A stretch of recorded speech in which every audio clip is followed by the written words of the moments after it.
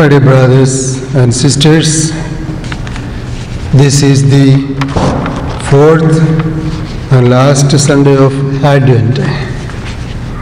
That means it is the time to make the immediate preparation to celebrate the birth of Jesus. And the readings today helps us to prepare ourselves to receive Jesus. The first reading was from the book of prophet Micah. So he prophesied that the future king, the one who is coming, will be born in Bethlehem, the same place where the great king David came. When we meditate upon the gospel today, the gospel according to St. Luke chapter 1, the visitation of Mary to the house of Zechariah. A man, his name was Bradley, who lived in San Francisco. One day he heard the message of Mother Teresa of Calcutta. He was touched by her message. The message was, Mother said, in order to help the poor, you need not go to Calcutta. You can do it right in front of you, wherever you are. So this man, one day he saw a homeless man begging. So he gave some money to him and gave him a handshake. And this poor man, he smiled and said, "Sir, thank you for the money. But what I really wanted was that handshake." And today we see Mary, when the angel of the Lord told her that her cousin Elizabeth is pregnant, she realized that Elizabeth is in need of her presence, her service. So Luke writes that Mary went to the hill country of Judea with haste.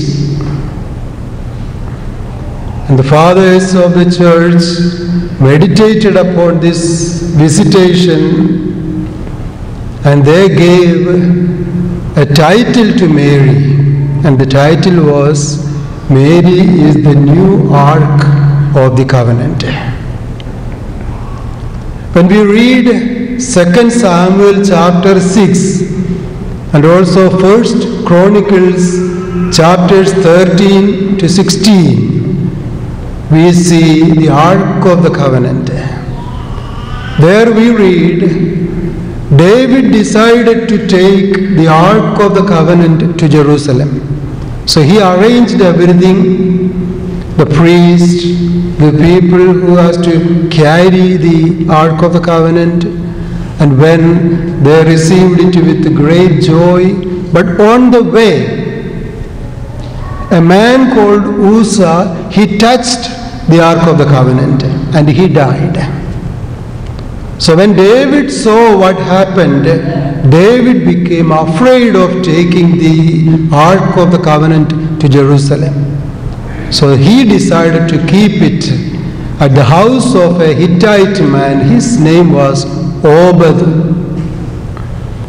So he kept it 3 months. And the word of God says, God blessed this house of this Hittite man. And then after 3 months, David took the Ark of the Covenant to Jerusalem. So the fathers of the church meditated upon the visitation of Mary, and they saw a parallel between the journey of Mary to the house of Zechariah and the journey of the Ark of the Covenant to Jerusalem. First, the Ark of the Covenant represents the presence of the Lord.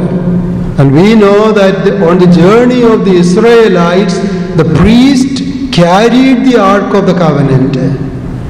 That symbolizes that the Lord was guiding them, leading them. And whenever they made tents to stay, the first tent was made for the Ark of the Covenant. And the Word of God says, the one who wanted to know the will of the Lord approached the meeting tent. So the Ark of the Covenant was the presence of God.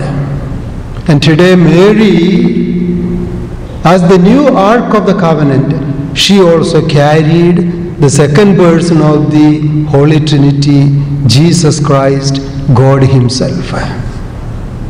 And secondly, both Ark of the Covenant and Mary was received with great joy.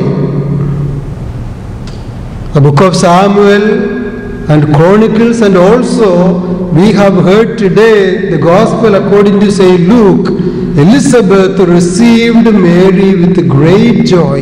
They greeted each other. And thirdly, both the Ark of the Covenant and Mary stayed at the hill country for 3 months. That's what the Word of God says. And then David danced in front of the presence of the Lord.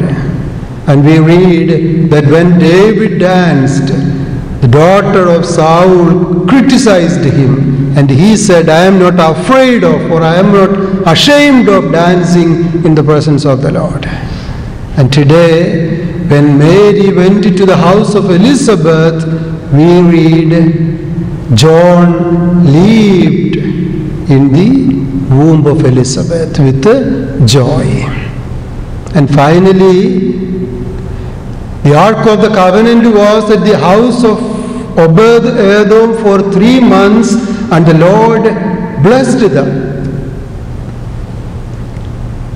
It was a great blessing for the house of Zechariah and Elizabeth, the presence of Mary and Jesus Christ. So that's why the fathers of the church calls Mary the new Ark of the Covenant, which carries the presence of the Lord. Again, when Pope Benedict XVI, when he meditated upon this visitation of Mary, he says, the visitation of Mary was not just a trip of Mary to the house of Zechariah and Elizabeth. And he calls it was the first Eucharistic procession and adoration. And we know what is happening in an Eucharistic procession or an adoration. We have the monstrance and the holy body of Jesus is there. We worship, we adore. So Pope Benedict XVI calls Mary the tabernacle who carried the person of Jesus Christ. And when they entered into the house of Elizabeth and Zechariah, they respected them. And you know that every time when we come for the adoration, we conclude it with the divine praise. Blessed be God, blessed be His holy name. And today we heard Elizabeth says the word blessed 3 times. Blessed are you among women. Blessed is the fruit of your womb. And blessed are you who believed that what the Lord said will be fulfilled. So that's why Pope calls the visitation of Mary the first Eucharistic procession and adoration, and Mary is the tabernacle. So my dear brothers and sisters, as we are going to celebrate Christmas, the birth of Jesus, as we have heard the visitation of Mary, let us also think about our visits. St. Paul says, you are the temple of the Lord, and the Spirit of the Lord dwells in you. Through sacraments of baptism and confirmation, we became the temple of the Lord. We received the Holy Spirit. We are anointed with the Spirit. Every time when we come for the Holy Eucharist and when we receive communion, we become the tabernacles. So let us think about our visits. So we are going out of this church as 100 tabernacles, 100 monstrance, carrying Jesus Christ. Then how should be our visit? Whether we visit our family or our friends, dear brothers and sisters, it should be a time of joy, great joy. As when Mary visited the house of Elizabeth and Zechariah, both Elizabeth and John were filled with the Holy Spirit. They greeted with joy. Let our visits be a time, an opportunity of great joy. God bless you. Amen.